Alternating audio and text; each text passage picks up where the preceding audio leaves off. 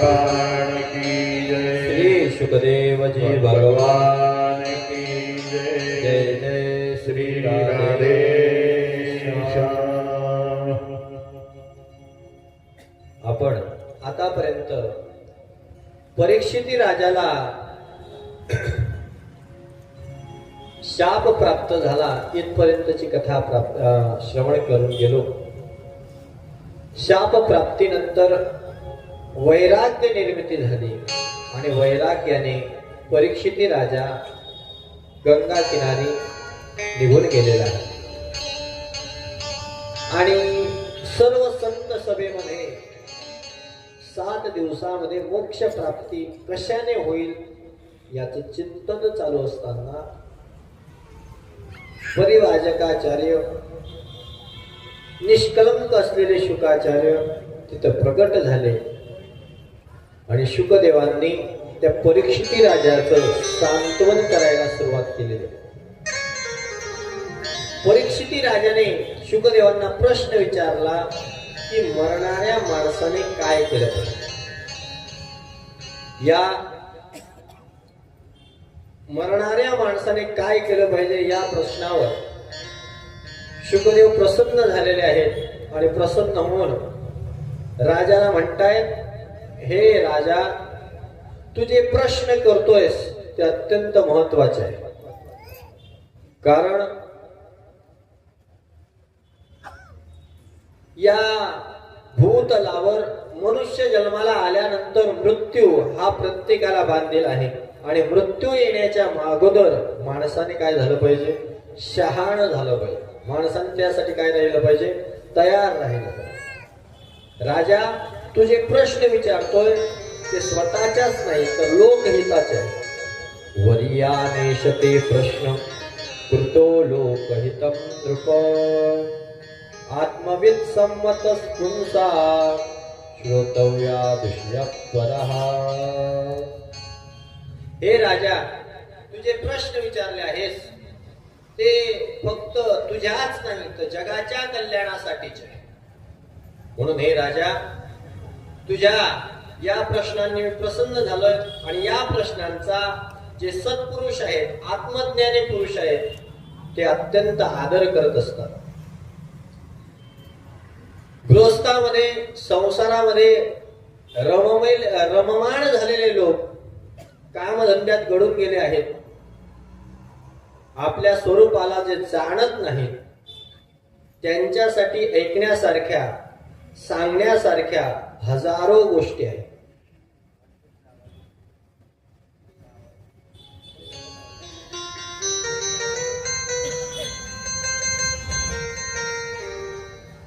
सांगण्यासारख्या बोलण्यासारख्या भरपूर गोष्टी आहेत.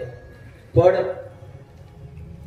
या राजा मनुष्याचं आयुष्य रात्री झोपेत, स्त्री सहवासात आणि दिवसा संपत्तीची हाव यामध्येच निघून जातंय. कुटुंबाचे पालन पोषण यातच निघून जातंय.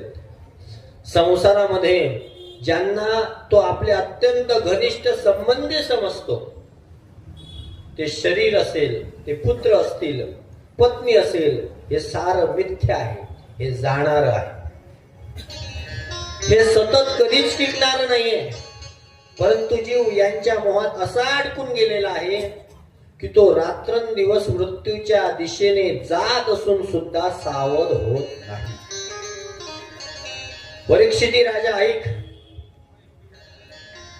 ज्याला अभयप्रद प्राप्त करून घ्यायचं आहे त्याने सर्वांचा आत्मा असणाऱ्या सर्व शक्तिमान भगवान श्रीकृष्णांच्या लीलांचे श्रवण, कीर्तन आणि स्मरण करायला पाहिजे. मनुष्याचा जन्मच यासाठी आहे. कशासाठी? एतावान सांख्य योगाभ्याम स्वधर्म परिनिष्ठया जन्मलाभ परम पुंसा म्हणते नारायण स्मृती. मनुष्याने या मनुष्य जन्मामध्ये असं कर्म करावं, ते ज्ञानाने असेल, भक्तीने असेल किंवा आपल्या धर्मावरील निष्ठाने असेल, कशाने का होईना जीवन असं बनवावं की माणसाला मृत्यू समयी भगवंताचं स्मरण व्हावं. महत्वाची गोष्ट काय? मृत्यू समयी भगवंताचं स्मरण होणं गरजेचं. मरताना भगवंताची आठवण येणे गरजेची आहे. आणि मृत्यूचं स्मरण होण्यासाठी आयुष्यभर जीवन असं जगलं पाहिजे की मरताना देव आठवला पाहिजे. पण काही लोक म्हणतील, अहो महाराज, जर मरतानाच देव आठवायचा आहे तर आयुष्यभर भक्ती करण्याचं काय कारण आहे? मरताना आठवायला पाहिजे की नाही? मग आम्ही फक्त मरताना देव आठवू, मरताना देवाचं नाव घेऊ. आतापासून एवढा खटाटोप, एवढा अट्टहास कशासाठी? तर लक्षात घ्या, मरताना देव आठवण्यासाठी आयुष्यभर भजन करावं लागेल, तेव्हा मरताना तो आठवेल. हे कसं? जसं वार्षिक परीक्षेमध्ये आठवण्यासाठी अभ्यास केव्हा करावा लागेल? वार्षिक परीक्षेमध्ये अभ्यास आठवण्यासाठी अभ्यास केव्हा करावा लागेल? एक दिवस अगोदर? वर्षभर अभ्यास करावा लागेल, तेव्हा परीक्षेमध्ये चांगल्या प्रकारे आपल्याला स्मरण होईल आणि त्याप्रमाणे आपण लिहू शकतो. नाहीतर मग पहिल्या दिवशी पुस्तकच आपल्याला लागला, आठवेल का? नाही. काही लोक म्हणते आम्ही कॉफ्या करू, पण इथं चालतील तिथं चालणार, तिथं मुळीच चालणार नाही. तिथं फक्त आणि फक्त भगवंताचं नामस्मरण किती झालंय. मरतानाची तयारी आपल्याला करायची. मरताना तेच आठवतं जे आयुष्यभर केलंय. आयुष्यभर जे मनापासून करतो तेच मरताना आठवतं. लक्षात घ्या, मनापासून संसार केला तर संसारच आठवेल, आणि मनापासून परमार्थ केला तर परमार्थ आठवेल. मरताना आयुष्य, अहो लक्षात घ्या, काही लोक म्हणतील मग मनापासून नाही का आमचा परमार्थ? मुळीच नाही. आपला परमार्थ मनापासून नाही, कारण की आपण इथं बसलोय पण आपलं मन इथं आहे का? खरं बोला. अहो तुम्ही तर कवयित्री बहिणाबाईंच्या माहेरचे, सासरचे लोक आहेत, आम्ही माहेरचे. पण बहिणाबाई म्हणायचे ना, मन वढाय वढाय उभ्या पिकातल डोर, किती हाकला हाकला फिरी येत पिकावर. मन वढाय आहे, मोकार आहे, याला किती हाकला हे फिरतच राहत. तस काही आपण इथं बसलोय पण इथं आहे का आपलं मन? खरं सांगा, काहींचं मन घरी जाऊन आलं, कुलूप तर लावलं पण लागलं की नाही व्यवस्थित. काहींचं मन घरी जाऊन आलं, मुलाकडे गेलं, काहींचं मुलीकडे गेलं, काहींचं नातवाकडे गेलं. काहींचं मन घरी गेलं, अरे मी तर इथं आलो पण गॅसवर तसंच दूध राहिलं आणि घरात तर मोठा बोके आहे, म्हणजे 4 पायाचा.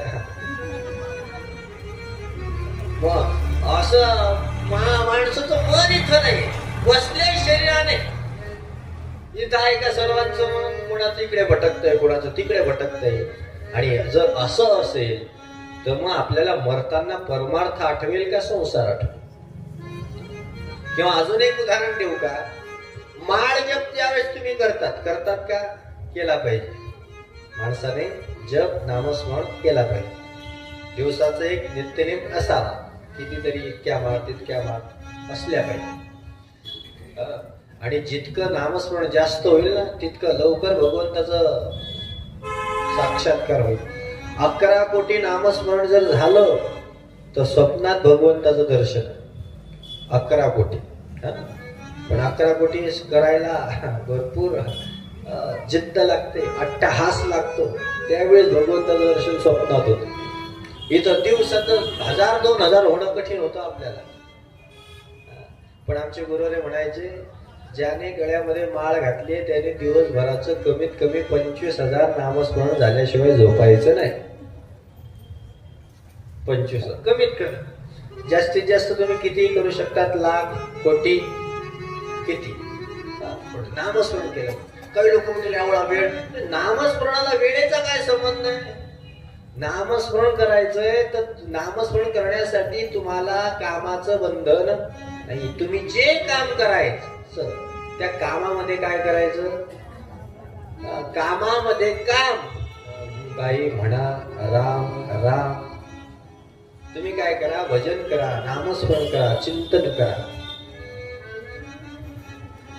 काम कोणतंही करू द्या, तुम्ही घर काम करू द्या, नोकरीवर असू द्या, एखाद्या शेतात काम करू द्या. काम करू, काम कोणाला आहे हो? काम कशाला आहे? हातात नाही, डोळ्यात नाही, तोंडाला काय काम? आता इथले काही मंडळी शेतात जाता का नाही, शेतात जाता का नाही माहित नाही, पण घरी स्वयंपाक तरी करत असतील की नाही महिला मंडळ? आता स्वयंपाक करताय, स्वयंपाक करत असताना लाटणं कुठं पकडतात? हातात, पायात, कुठं? हातात पकडतात की नाही? तोंडाला काय काम असतं तेव्हा? तोंडात काय काम? पण तोंडामध्ये देवाचं नाम न येतं आपल्याला, तो मुखातून काय येतं? पिक्चरचे गाणी येतात किंवा इतरच काहीतरी येतं. किंवा जाऊ द्या, आमच्या मावश्या काय करतात? शेंगा फोडायच्या असल्या की वट्यावर आणून ठेवतात. वट्यावर काढल्या की आजूबाजूची एखादी शेजारणी येते आणि काय करू लागते? शेंगा फोडू लागते. एक आली, दुसरी येते, तिसरी येते, चौथी येते, 4-5 जणी बसतात, मग शेंगा फोडू लागतात. आता चांगलं आहे ते, एकमेका सहाय्य करून अवघे धर सोपन, तर चांगली गोष्ट. सहाय्य करतात. पण मग तिथं एकत्र आल्यानंतर काय करतात हो? पहिली काय करते? हरिपाठाचा पहिला भाग म्हणते, दुसरी दुसरा भाग म्हणते, तिसरी तिसरा भाग म्हणते, चौथी गुरु परंपरा म्हणते. बरोबर ना? का असले तुम्ही? मी काही वेगळं सांगितलं का? असं नाही ना, इथं जळगाव मध्ये इतके सप्ते होतात, एवढा तर फरक पडलाच पाहिजे. पण नाही ना, फरक तो नाही पडत आहे ना आपल्यामध्ये. हा फरक पडणं गरजेचं आहे आपल्यामध्ये. हा फरक महत्वाचा आहे आपल्यासाठी. आपल्या मुखातून तत्चिंतनम तत्कथनम, याच गोष्टींचं सतत चिंतन चिंतन चिंतन माणसाकडून घडावं, आवड निर्माण व्हावी, सतत चिंतन निर्माण व्हावं. पण आपण तसं करत नाही आणि म्हणून आपल्याला त्याची प्राप्ती, प्रेम निर्माण होत नाही. मी सांगत होतो, नामजप करताना माणसाच्या मनामध्ये इतर विषय सहज येऊ शकतात. इकडे नामजपही चालू आहे, तिकडे गप्पाही चालू आहे, असं करतो. पण समजा जर एखाद्याला नोटा मोजायच्या आहे, होतं का तुमचं लक्ष इकडे तिकडे विचलित? नोटा मोजताना नाही सोडणार कोणाचं लक्ष विचलित. तो म्हणतो कोणी बच्चे पैसे मला जरा मोजू दे मला. तसं नामजप करताना नाही म्हणणार, उलट आपण जास्त बोलू. मग आपल्याला प्रेम नोटा मोजण्याविषयी आहे का नामजपाविषयी आहे? खरं बोलायचं. कशाविषयी आहे? नाम. आणि मग जर प्रेम त्या ठिकाणी, मग मरताना काय आठवणार आहे? नामजप. जे तुम्ही प्रेमाने करणार तेच तुम्हाला मरताना आठवणार. मरणी जयाचे आठवे, तो तेची गती ते पावे. तो त्याच गतीमध्ये, त्याच अवतारामध्ये जन्माला.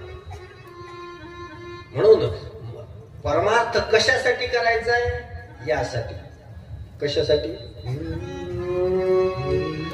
अरे इतना तो करना स्वामी, जब प्राण तन से निकले.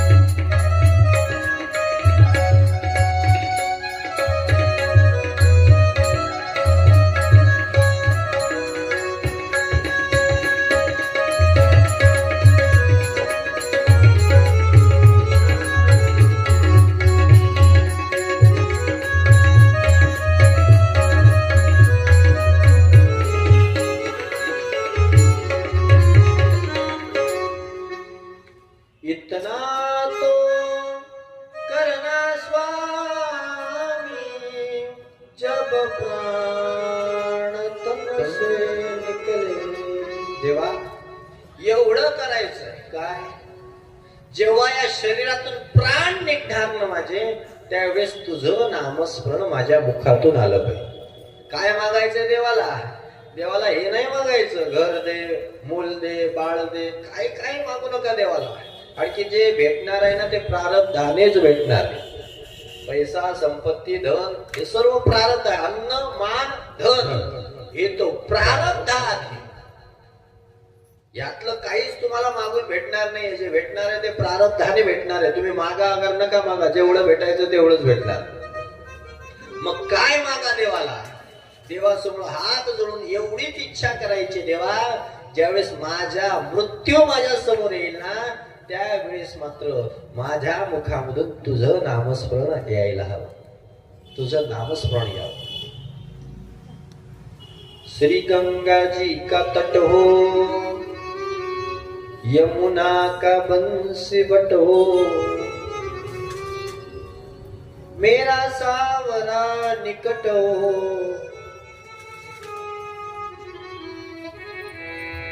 जब प्राण तन से निकले.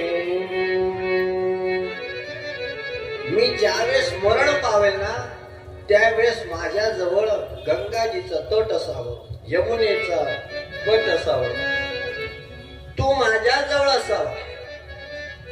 कसा असावा? पीतांबरी कसी हो, छबे मन में बसी हो,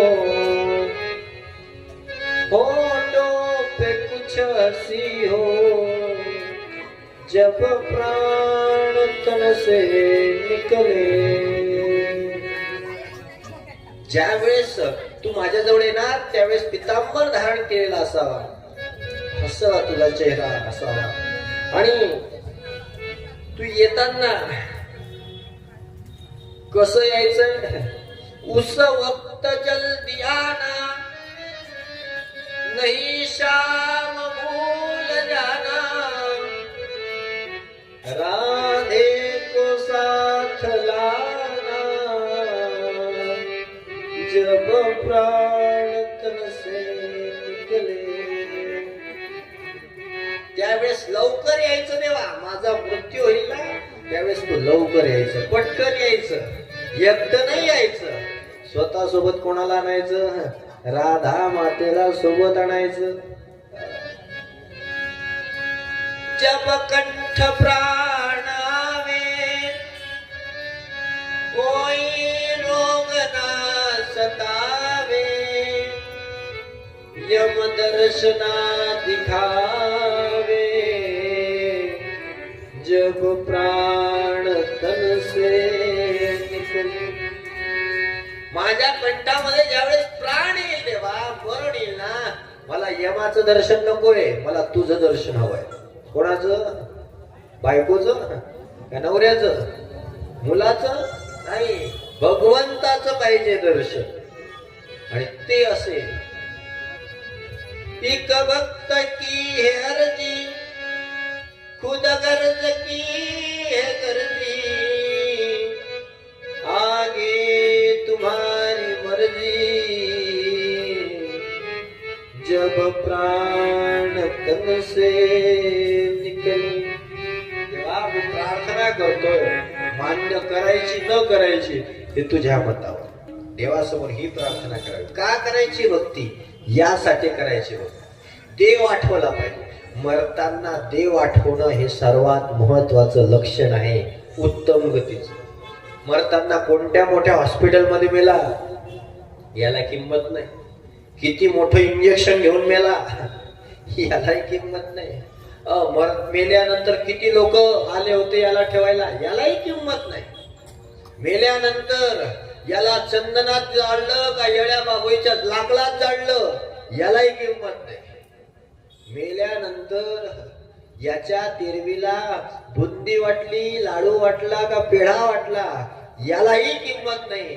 किंमत परमार्थामध्ये फक्त एकालाच आहे, मरताना जर नामस्मरण आलं तर श्रेष्ठ मरण. ते कसं येऊ द्या, कसं येऊ द्या, ते आजाराने येऊ द्या, अटॅकने येऊ द्या, दीर्घकाल आजार असू द्या, कसंही मरण येऊ द्या, पण मरताना देव आठवला, सर्वात श्रेष्ठ मरण ते आहे, जे श्रेष्ठ मरण. यम यम वापी त्यजन भाव त्यम त्यजन ते कलेवर स्मरण भाव.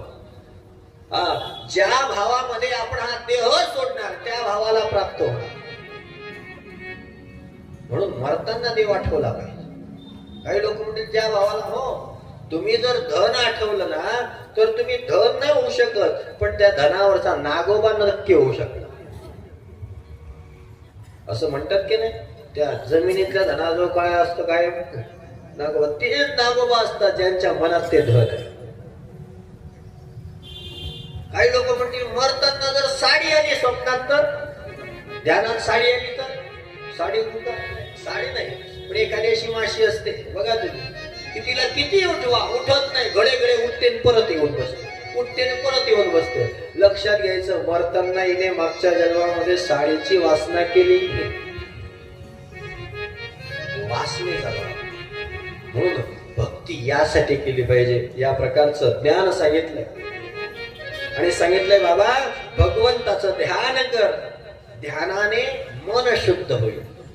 मग ध्यान करण्यासाठी, मन शुद्ध करण्यासाठी, ध्यान करण्यासाठी अगोदर महत्वाची गोष्ट आहे मन शांत झालं पाहिजे. मन तर शांत होत नाही, आपण आताच पाहिजे. मन काय वडाय डोर आहे, इकडे धावे तिकडे धावे, चंचल मी मनक कृष्ण प्रवादी बलवत्तम. अर्जुन म्हणतो अरे देवा हे मन किती बिलंदर आहे बाबा, एका ठिकाणी थांबतच नाही. घडी तिकडे घडी तिकडे घडी तिकडे घडी तिकडे घडी तिकडे घडी तिकडे, याला जाता येता न लगे वेळ. मन किती शांत आहे. एका सुभाषितकाराने सांगितलं मन कसं आहे म्हणे, रिंग मर्कटस्य सुरापानम तत्र रुचिक दर्शनम तन्मध्ये भूत संचारो यद्वा तद्वा भविष्यति. मन किती शांत आहे म्हणजे माकळ आहे, माकळासारखं. पण कसं माकळ, माकळ किती शांत आहे हो, पाहिलंय का माकळ, झोपले जागेत ना. माकळ किती शांत आहे, शांत आहे ना खरंच. नाही नाही, एका फांदीवर दुसऱ्या फांदीवर दुसऱ्या फांदीवर तिसऱ्या फांदीवर काय मुळ्या मारत राहत. तसं मग त्यातल्या त्यात म्हणे मरकटस्य सुरापान. त्या माकडाने सुरापान केलं म्हणजे काय केलं, मदिरापान केलं. आता अजून शांत झालं का नाही, जास्त उड्या मारायला लागला. तन्मध्ये भूत तत्र रुचिक दर्शन. आणि उड्या मारता मारता एका झाडावर विंचू होता, तो विंचू त्याला चावला. अगोदरच माकड त्यामध्ये दारू पिलेलं, त्यातल्या त्यात असे दारू पिलेले माकड रोज भेटतात. पण अगोदरच माकड त्यातल्या त्यात दारू पिलेलं, त्यातल्या त्यात त्याला रुचिक दंश झाला म्हणजे विंचू चावला. आणि पुढे सांगितलंय तन्मध्ये भूत संचारो, त्यामध्ये भूत घुसलं. आता एवढं शांत माकड शांत राहील. जशी त्या माकडाची अवस्था तशी मनाची अवस्था. एका ठिकाणी स्थिर राहत, भटकतच राहतो, इकडे जाईल तिकडे जाईल, असं फिरीत तसं फिरीत. पण ते मन शांत करायचं असेल तर त्याला उपाय सांगितलाय आपल्या शास्त्रामध्ये, प्राणायाम. त्याला काय सांगितलंय उपाय, मनाला लवकर आटोक्यात आणायचंय ना, श्वास शांत करा तुमचे. जेवढे जलद श्वास चालतील तेवढं तुमचं मन जास्त भटकत राहील. श्वास जेवढे शांत चालतील तेवढं मन एकाग्र होईल.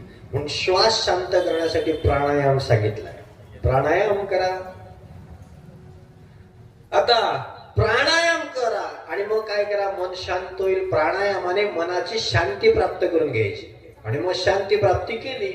आता काही लोक म्हणतील का महाराज प्राणायाम करायचा आहे पण आम्हाला कुठं जमतो प्राणायाम, कोणती कोणतं नाक केव्हा दाबायचं काही समजत नाही म्हणे आम्हाला.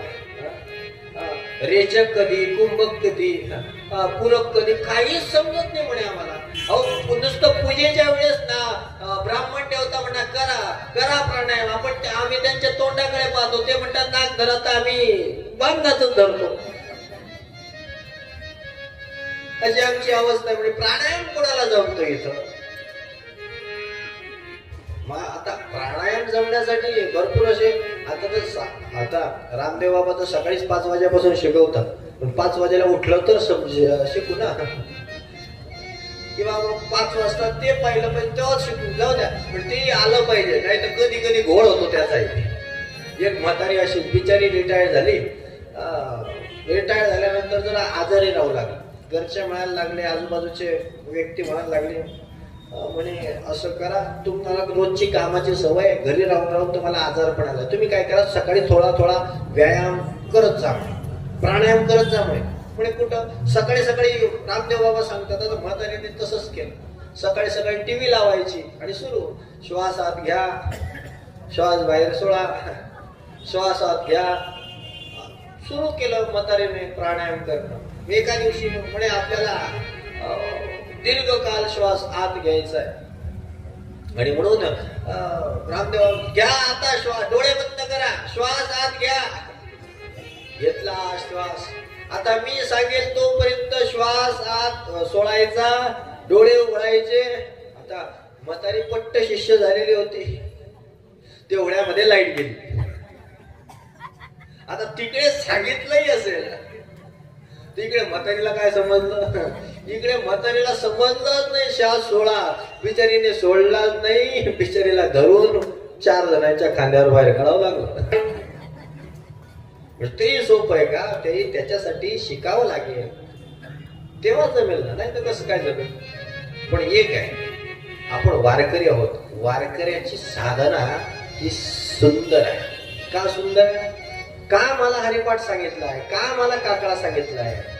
लक्षात घ्या, आपल्या ज्या पारंपरिक पद्धतीच्या काकडा हरिपाठ म्हणण्याच्या चाली आहेत ना, तर त्या म्हटल्यानंतर नुसता हरिपाठ म्हणा तुम्ही, एका हरिपाठामध्ये 108 वेळा प्राणायाम साधला जातो.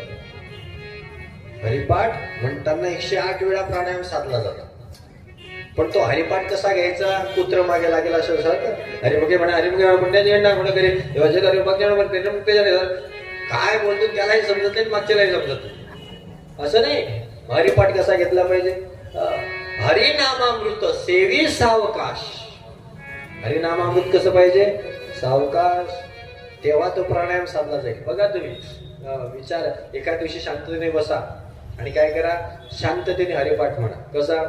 रिंग देवाचे द्वारे भाक्षण बरे, तेने मुक्तीचारी साधिल्या. हरिमुखे म्हणा, हरिमुखे म्हणा, पुण्याची गणना कोण करी. असोनी संसारी जीव भावे तो करी, वेदशास्त्र भारी बाह्या सदा. ज्ञानदेव म्हणे व्यासाची खुणा, द्वारकेचा राणा पांडवा घरी. हरिमुखे म्हणा, हरिमुखे म्हणा, पुण्याची गणना कोण करी. बघा तुमचं जर श्वासाकडे लक्ष असेल तर आपले श्वास अगदी संथ चालतात, जोरात चालत नाही. माणसाचे सर्वात जास्त जोरात श्वास कुठं चालतात सांगू का? काम वासनेत आणि झोपेमध्ये. झोप जास्त असली की माणसाचे श्वास जोरात चालतात, इतके जोरात चालतात की भयंकर. आपल्याला झोप तर कथेतही लागते की नाही? लागल्या का गळ्या डेपोला? भाषा लक्षात घ्या. म्हणून प्राणायाम महत्वाचा आहे. मन शांत होतं. मन शांत करून काय करायचंय? 2 प्रकारचे ध्यान सांगितले, एक स्थूल ध्यान आणि एक सूक्ष्म ध्यान. भगवंताचं स्थूल ध्यान कसं करायचंय, तर भगवंत कसा आहे हे लक्षात घ्यायचंय. भगवंताचं स्वरूप डोळ्यासमोर आणायचं. भगवंत कसा आहे? पायापासून देवाची धारणा करायची. भगवंताच्या चरणापासून भगवंताच्या ध्यानाची धारणा करायची. माझ्या देवाचे पाय कसे? समचरण दृष्टी विटेवरी साजिरी. माझ्या देवाचे पाय समचरण आहे. माझा देव विटेवर उभा आहे, इतका सुकुमार माझ्या देवाचे पाय आहेत की माझ्या देवाच्या पायाला नुसत्या कानोपात्राने बोट टोचलं तर बोटाची खून अजूनही त्याच्या पायावर आहे. एवढा सुकुमार माझ्या देवाचे पाय आहेत की लोक डोकं ठेवतात तर माझ्या देवाचे पाय झिजायला लागले, वज्रलेप करावा लागला तरी सुद्धा पाय झिजले. ज्यांनी पांडुरंगाच्या पायावर डोकं ठेवलंय, पाय व्यवस्थित पाहले, दर्शन व्यवस्थित घेतलंय, त्याच्या हे लक्षात येईल. काही लोक दर्शनाला जातात, एखाद्याला विचारावं गाव झालं का दर्शन, अहो झालं, देवाने कोणता पितांबर घातला होता ते नाही लक्षात, पण जाडी जाडी बाई लोटायला होते म्हणे. आता तू दर्शन कोणाचं घेतलं? पांडुरंगाचं का लोटणाऱ्या बाईचं? मग ध्यानात कोण राहिलं? लोटणारी बाई. आणि मग दर्शन घेतलं पांडुरंगाचं, कसं शक्य? ज्याचं दर्शन घेतलं तो लक्षात पाहिजे ना, तो ध्यानात पाहिजे. आपलं त्याला सोडून सगळं ध्यानात राहतं. कोण लोटत होतं, कोण बारीक कुदत होतं, कोण कसं कुदत होतं, नाचत होतं, कोण कसं लोटांगण, याच्याकडे लक्ष. अरे पण ज्याच्या दर्शनाला आलो त्याच्या दर्शनाकडे लक्षच नाही. ते दर्शन म्हणता येईल का? नुसतं पाहणं म्हणता येईल? देवाला नुसतं पाहलं असं होईल. मग अशा देवाचं दर्शन घेतलं.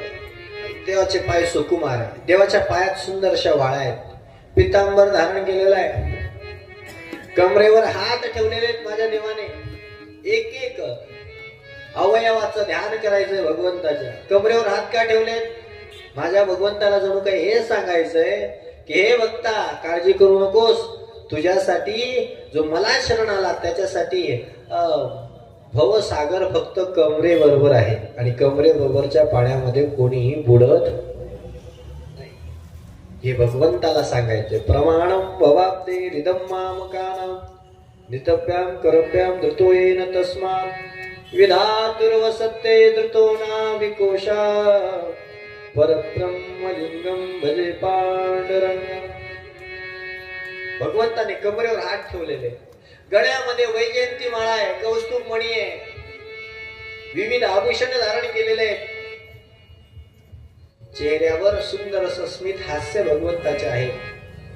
चरण नेत्र मात्र कसे आहेत? अर्धोन्मिलित डोळे भगवंताचे. मस्तकावर शिवलिंग धारण केलेलं आहे आणि तो भगवंत ध्यानात आणायचा. भगवंताचं एकच ध्यान सांगितलं, स्थूल ध्यान. हे करायचं, याने मनाला सवय लागते त्याचं ध्यान करायचं. सतत त्याच्या ध्यानात राहा. अगोदर मन ऐकणार नाही, इकडे तिकडे धावेल, इकडे तिकडे पडेल, पण त्याला पकडून आणायचं, थांब इथं. पकडून आणायचं, थांब इथं. पकडून आणायचं, थांब इथं. आणि मनाची एक सवय आहे, अगोदर तो लवकर कोणाच्या फंद्यात पडत नाही आणि एकदा पडला, त्याला ती गोष्ट आवडली, तू कोणी कितीही सांगा, मग त्याच्यातून तो बाहेर पडत.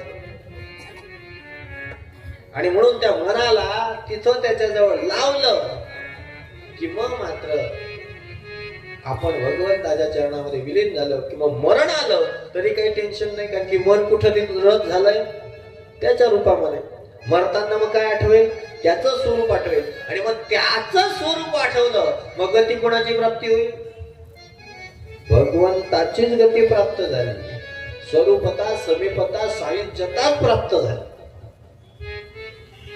आणि अशा प्रकारे भगवंताचं ध्यान करायला सांगितलं. हे स्थूल ध्यान. आता सूक्ष्म ध्यान. असं ध्यान करून झालं की आता सूक्ष्म ध्यान कसं करायचं? भगवंत प्रत्येकात आहे, प्रत्येक वस्तूत आहे, प्रत्येक दगडात आहे. फक्त माझ्यातच नाही तर बाहेरही भगवंत आहे. याला सूक्ष्म ध्यान सांगितलंय. दगडातही देव आहे, कुत्र्यातही देव आहे, समोरच्या माणसातही आहे, शत्रूतही आहे आणि मित्रातही देव आहे.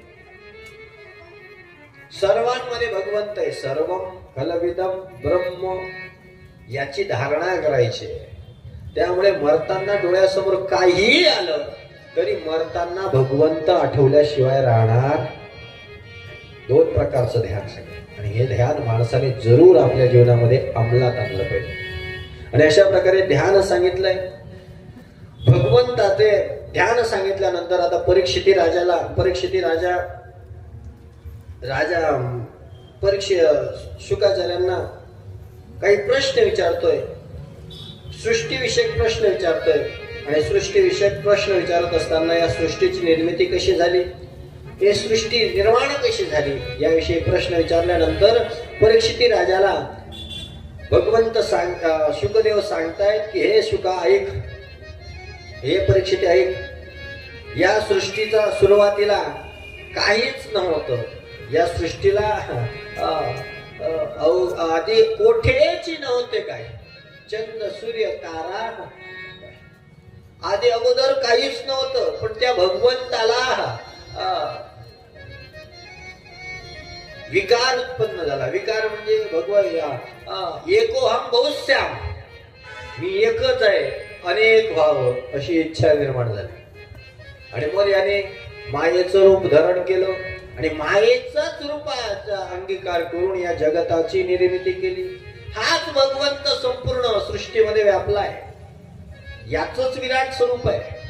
अरे स्वर्ग म्हणजे याचं मस्तक आहे, मृत्यूलोक म्हणजे याचं कंबर आहे, आणि पाताळ लोक म्हणजे याचे पाय आहे. हा एवढा पसरलेला भगवंत आहे, एवढा मोठा भगवंत आहे.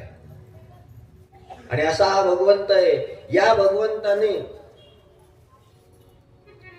सुरुवातीला आपल्या नाभी कमळापासून ब्रह्मदेवाची उत्पत्ती केली.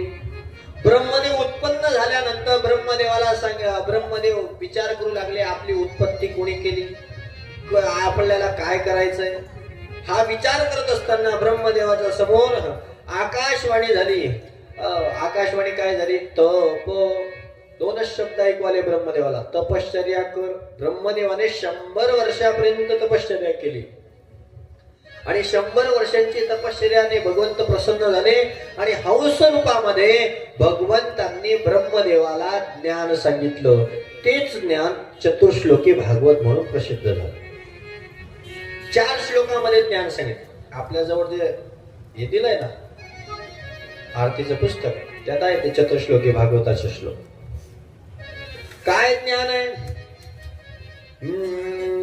अहमेवा समेवाग्रे नान्यद्यत् सदसत्परं पश्चादहं यदत्यश्च यो वशिष्येत स्वस्यहं ऋतीर्थं यत प्रतीयेत न प्रतीयेत चात्मनि तद्विद्यादात्मानो मायां यथा भासो यथा तमः यथा महान्ति भूतानि भूतेषु चावचेष्वनो प्रविष्टानि तथा तेषु न तेष्वहम् एतावदेन जिज्ञासं तत्त्वजिज्ञासुनात्मनो अन्वय व्यतिरेकाभ्याम् यत्स्यात् सर्वत्र सर्वदा. 4 श्लोकामध्ये भगवंतांनी ज्ञान सांगितलं. ज्ञान काय, पृथ्वीच्या अगोदर मीच आहे, नंतरही मीच आहे. स्थूल सूक्ष्म या दोन्ही कार्याचे कारणही अज्ञान, तेही मीच आहे. सृष्टीच्या उत्पत्तीला जे काही प्रतीत होतं तेही मीच आहे, आणि ते प्रलयानंतर जे शिल्लक राहतं तेही मीच आहे. या जगामध्ये जे आहे ते फक्त भगवंत आहे. मग हे जग एवढं दिसतं, त्याचं काय गणित आहे, त्याचं दुसऱ्या श्लोकात सांगितलं. ज्याप्रमाणे चंद्र एकच आहे पण डोळे खराब असतील तर 2 दिसतात. चंद्र एकच आहे पण डोळे खराब असतील तर 2 दिसतात.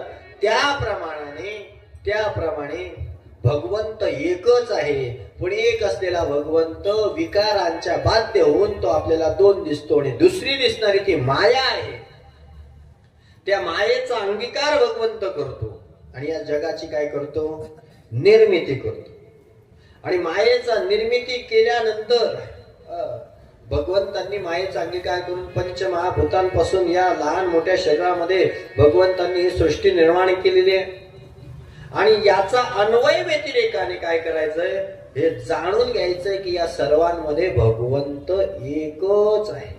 हे जाणून घ्यायचं. परमार्थ काय करायचंय? परमार्थ यासाठी करायचंय की सर्वांमध्ये भगवंत आहे हे जाणायचं. सर्वाघटी राम देहादेही एक, सूर्यप्रकाश कसं हे जाणायचंय. अनुभव काय करायचाय परमार्थाचा? विठ्ठल जळीस तडी भरला, रीता ठाव नाही उरला, आज म्या दृष्टीने पाहिला, विठ्ठलची अशा प्रकारचा अनुभव करायचा आहे. हे चतुश्लोकाचं ज्ञान भगवंतांनी ब्रह्मदेवाला सांगितलं. आता लक्षात घ्या, हे ज्ञानाचा विषय दुसरा स्कंद हा ज्ञान स्कंद आहे. त्यामुळे जरा तुम्हाला कठीण वाटेल, थोडस जड जाईल, पण आता पर्याय नाही. आणखी कथा जर ऐकायची तर मग सर्व आपल्याला ऐकावं लागेल. फक्त कथेमध्ये विनोद, कथा, नुसत्या गोष्टी एवढीच कथा नाही, काहीतरी प्राप्त पदरात पडलं पाहिजे, ही महत्वाची गोष्ट. तुम्ही ऐकायला आलात, तुम्ही सर्व काम धंद्या सोडून आलात, मग तुमच्या पदरात काहीतरी पडलं पाहिजे की नाही? तुम्ही आलात आणि पदरात काहीच नाही पडलं, काय फायदा आहे मध्ये कथेचा? म्हणून या सर्व गोष्टींचं जरा लक्षपूर्वक करून काय करा, श्रवण करा. मग परीक्षिती राजाने विचारलं, मग या भगवंतांनी या सृष्टीचा विस्तार केल्यानंतर या सृष्टीचा विस्तार कसा केला? भगवंतांनी या सृष्टीचा विस्तार केला तो भागवताचे 10 तत्वांच्या आधाराने. मग 10 तत्व कोणते या भागवताचे? ते वर्णन केलंय.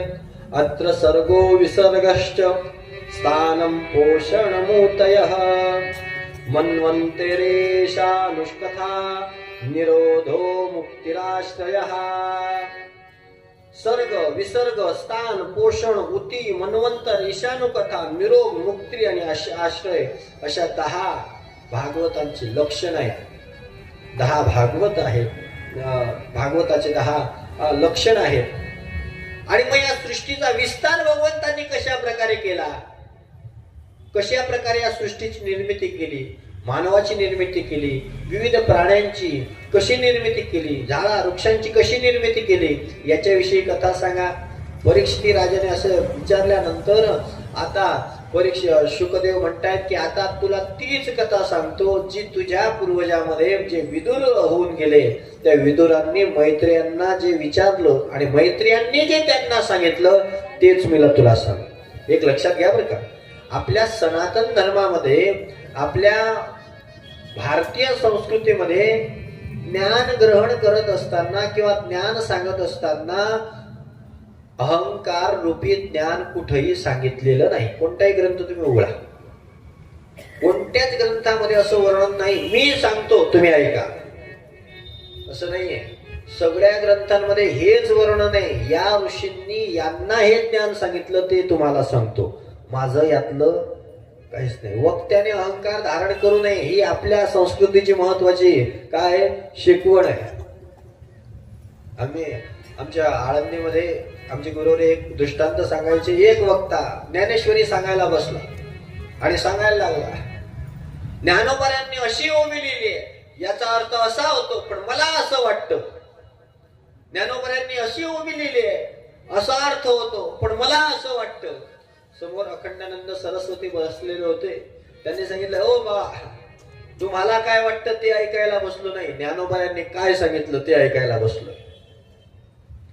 म्हणून वक्त्याकडे अहंकार नसावा की मी सांगतोय, नाही, हे कोणी सांगितलं, या अगोदर कोणीतरी हे सांगितलं, मी ते तुम्हाला सांगतोय. त्या प्रकाराने शुकदेव म्हणतात, या अगोदर मैत्रीय ऋषींनी विदुरांना सांगितली तीच कथा मी तुम्हाला सांगतो. विदुरांचा विषय निघाल्यानंतर या परीक्षितीला आनंद झाला. मला त्यांची कथा, त्यांनी काय ऐकलं ते तर सांगा, पण जरा विदुरांच्या चरित्र सुद्धा मला सांगा. आता परीक्षिती राजाला शुकदेव विदुरांचं थोडस चरित्र सांगतायत. विदुरजी कोण आहेत? विदुरजी हे